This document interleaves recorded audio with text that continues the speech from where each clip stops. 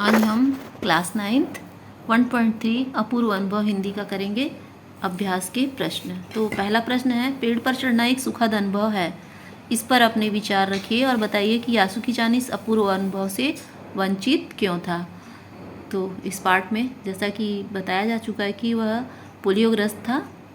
अब दूसरा है, तोतो-चान ने माँ से कहा कि यासुकी-चान के घर डेनेन चोफू जा रही है, और ये बात करते समय उसकी नज़रें कहाँ थी? जूते के लेस पे। तो इसका आंसर है कि जब भी कोई बच्चा झूठ बोलता है तो बड़ों से नज़रें नहीं मिला सकता है, इसलिए वह झूठ बोल रही थी, तो उसकी नज़रें जूते के फीते पे। तीसरा है, तोतो-चान की हार्दिक इच्छा थी कि यासुकी-चान उसके पेड़ पर चढ़े। आपके अनुसार वह कौन से कारण रहे होंगे जिसकी वजह से तोतो-चान उसे अपने पेड़ पर चढ़ाना चाहती थी? तो तोतो-चान के साथ यासुकी-चान भी पढ़ता था और सारे बच्चे, यासुकी-चान पोलियोग्रस्त था तो चढ़ नहीं पाता था, तो इसलिए उसकी हार्दिक इच्छा थी कि वह भी पेड़ पर चढ़ सके। अगला प्रश्न है, तो ऐसा होता है पेड़ पर चढ़ना। यासुकी-चान के इस कथन को ध्यान में रखते हुए पेड़ पर चढ़ने के बाद हुई खुशी को अपने शब्दों में लिखिए। तो इसका आंसर है कि पेड़ पे चढ़ के ऊंचाइयों से बहुत सारी चीज़ें दिखती हैं। पेड़ की खूबसूरती, सड़कें, खुला मैदान, सब कुछ दिखाई देता है। तो बहुत मेहनत के बाद उन लोग पेड़ पे चढ़ते हैं दोनों। यासुकी-चान चढ़ता है और तोतो-चान उसे चढ़ाती है।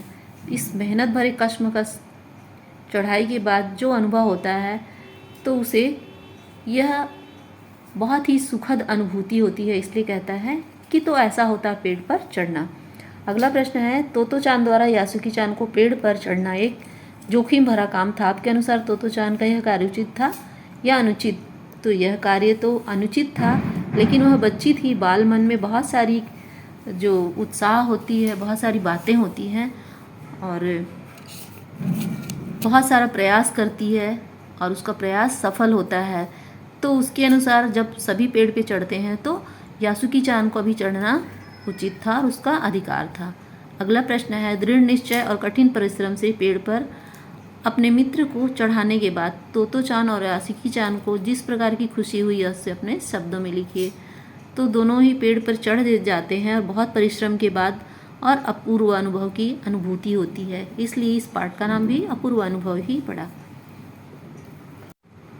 सातवां प्रश्न है, यासुकी-चान के लिए पेड़ पर चढ़ने का यह पहला और अंतिम मौका था, लेखिका ने ऐसा क्यों कहा? तो वह पोलियोग्रस्त रहता है और बड़ी ही मशक्क़त के बाद वह चढ़ता है और शायद फिर वह पेड़ पर कभी ना चढ़ पाए, इसलिए कहा गया कि पहला और अंतिम मौका है।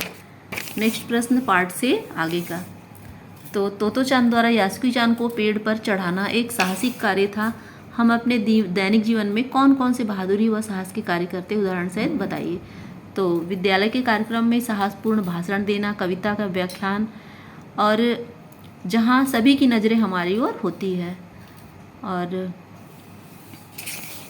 शिक्षक के द्वारा पूछे जाने पे साहसपूर्ण किसी भी प्रश्न का उत्तर देना। अगला प्रश्न है, यासुकी-चान जैसे शारीरिक चुनौती वाले व्यक्ति के प्रति सहानुभूति जताना अथवा असंवेदनशीलता, दोनों ही प्रकार के व्यवहार उन्हें ठेस पहुंचाते हैं। आपकी समझ में उनके साथ कैसा व्यवहार किया जाना चाहिए?